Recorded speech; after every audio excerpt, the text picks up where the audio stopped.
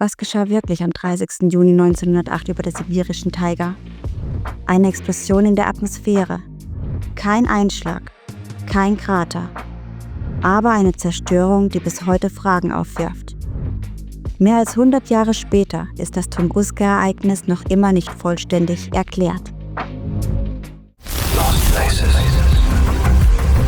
Remote viewing. Forschung. Expeditionen. Paranormales. Supported by Into the Matrix.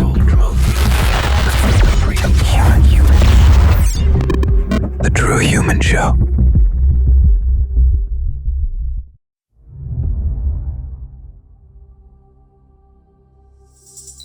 Am Morgen des 30. Juni 1908 wird über einem abgelegenen Gebiet in Sibirien ein extrem helles Licht am Himmel beobachtet.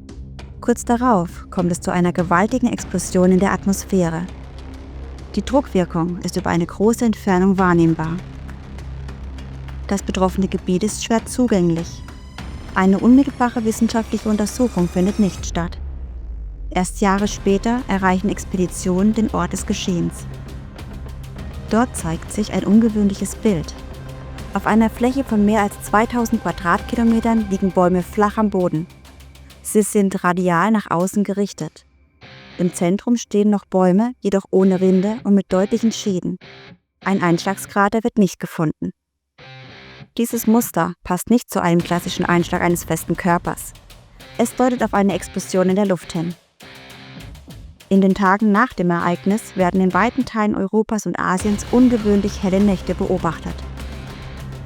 Spätere Untersuchungen bringen diese Erscheinung mit Veränderungen in der oberen Atmosphäre in Verbindung. Bis heute existieren verschiedene Erklärungsmodelle für das Tunguska-Ereignis. Viele Beobachtungen lassen sich beschreiben. Nicht alle lassen sich widerspruchsfrei einordnen. Genau an diesem Punkt beginnt diese Untersuchung. Für dieses Projekt wurde ein Remote-Viewing-Ansatz gewählt, um das Ereignis aus einer zusätzlichen Perspektive zu betrachten. Nicht als Ersatz für wissenschaftliche Forschung, sondern als ergänzende Betrachtung. Das Projekt wurde von Into the Matrix geleitet und beteiligt waren 10 Controlled Remote Viewer. Es wurden 4 klar voneinander getrennte Fragestellungen herausgegeben, um das Ereignis und dessen Ursache zu untersuchen. Insgesamt entstanden 23 Sessions. Die Viewer arbeiteten unabhängig voneinander. Sie hatten keine Informationen über das Tunguska-Ereignis, keine historischen Daten und keine Kenntnisse der Ergebnisse der anderen Sessions. Was dabei entstand, sind Wahrnehmungen, Beschreibungen und Skizzen. Und das Resultat ist eine Rekonstruierung der Vorfälle am 30. Juni 1908.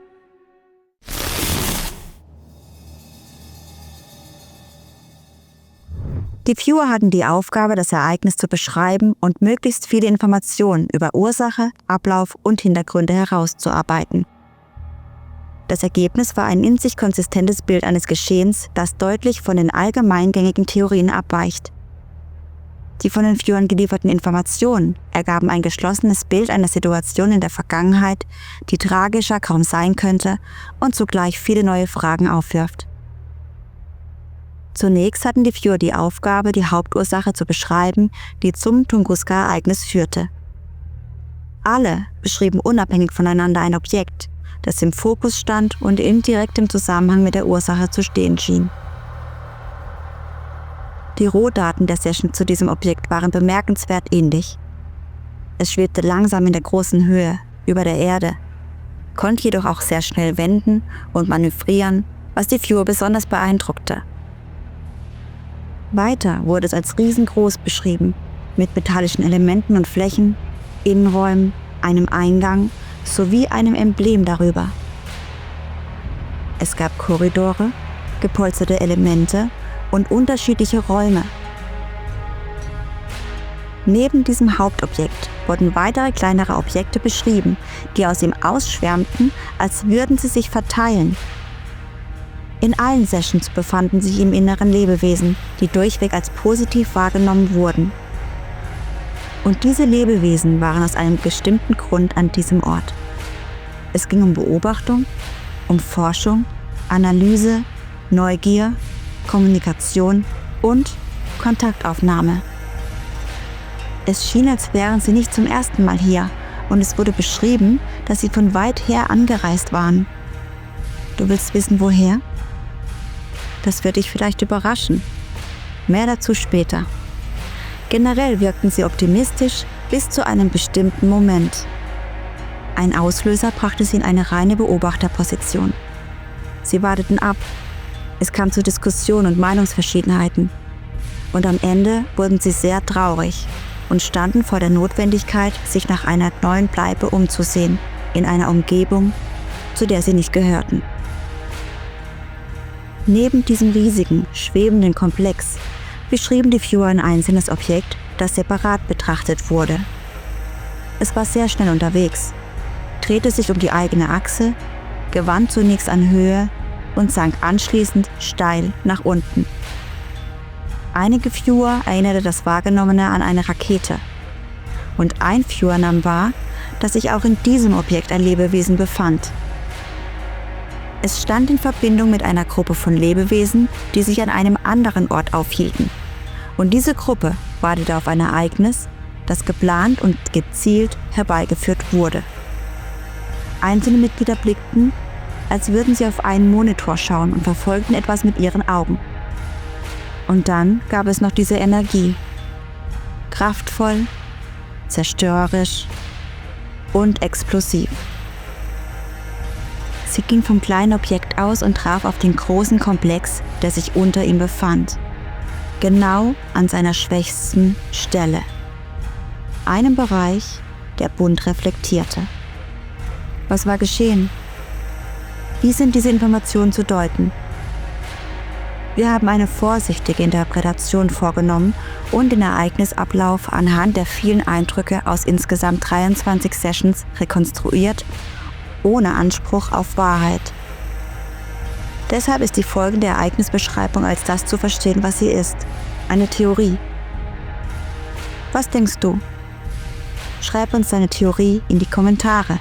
Wir sind gespannt, wie du all das interpretierst. Es ist der 30. Juni 1908. Eine Forschungsgruppe aus vielen Mitgliedern begibt sich auf eine Mission.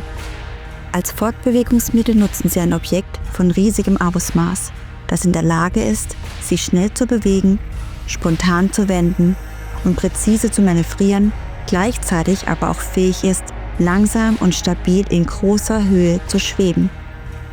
Die metallischen Materialien, aus denen es konstruiert ist, die fortschrittliche Technologie und ein hochenergetisches Element im Inneren des Komplexes machen dies möglich. Es gibt viel Platz für alle, Komfort zum Verweilen und es verfügt über eine Steuerzentrale im vorderen Bereich. Ein Eingang befindet sich an der unteren Front.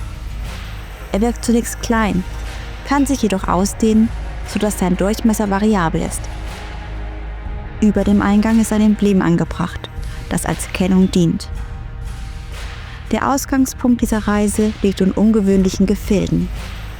Unter Wasser. Der riesige Komplex bricht auf, durchstößt die Wasseroberfläche und steigt in die Höhe auf. Im weiteren Verlauf schwärmen Mitglieder der Gruppe aus, um Informationen über die Umgebung zu sammeln. Zur gleichen Zeit beobachtet eine andere Gruppe diese Aktivitäten aus der Ferne.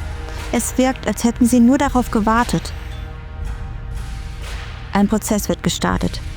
Fast so, als würde ein Startknopf gedrückt. Ein kleines Objekt wird in die Höhe katapultiert. Etwas dreht sich schnell um die eigene Achse, angetrieben von einer starken Energie, die ihm Höhe und Geschwindigkeit verleiht. Es hat ein Ziel und es ist nicht aufzuhalten. Schließlich befindet es sich über dem riesigen Komplex, der am Himmel steht. Und dann geschieht es. Die Energie trifft auf die schwächste Stelle des großen Objekts und löst eine Kettenreaktion aus. Die äußere Schicht wird zerstört, die Energie dringt ins Innere ein und führt zu einer gewaltigen Explosion von gigantischem Ausmaß. Teile der Forschungsgruppe können aus der Ferne nur hilflos zusehen, wie ihre Basis vernichtet wird.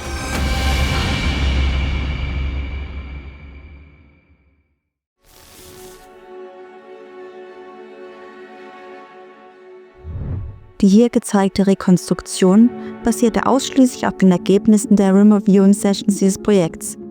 Sie steht nicht in Konkurrenz zu bestehenden wissenschaftlichen Modellen, sondern eröffnet eine zusätzliche Betrachtungsebene. Auffällig ist die innere Geschlossenheit vieler Wahrnehmungen, obwohl die Viewer unabhängig voneinander arbeiten. Wiederkehrende Motive, ähnliche Strukturen und vergleichbare Abläufe tauchen in mehreren Sessions auf, ohne dass eine Abstimmung möglich gewesen wäre. Gleichzeitig wirft diese Rekonstruktion mehr Fragen auf, als sie beantwortet. Wenn die Wahrnehmungen zutreffen, war das Tunguska-Ereignis kein zufälliges Naturereignis, sondern das Ergebnis einer gezielten Handlung. Nicht ausgelöst durch einen Einschlag von oben, sondern durch einen Prozess, der sich in großer Höhe und möglicherweise aus einer völlig anderen Richtung heraus entwickelte. Besonders bemerkenswert ist der wiederkehrende Hinweis auf einen Ursprung aus Wasser oder Übergangsräumen.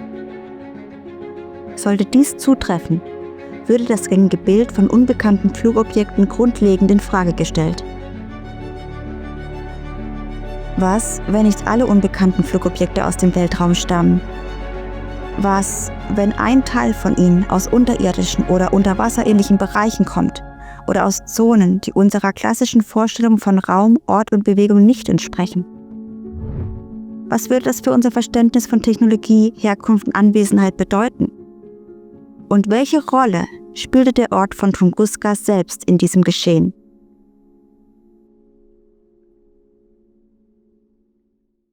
Eines ist sicher: Die Wahrheit ist dort draußen und wir sind fest entschlossen, sie zu finden.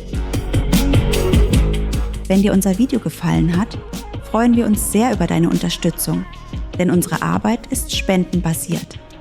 Gib uns auch gerne deinen Daumen hoch, abonniere unseren Kanal und freue dich auf eine weitere spannende Folge der True Human Show. Women wake up. The free human. The True Human Show. Supported by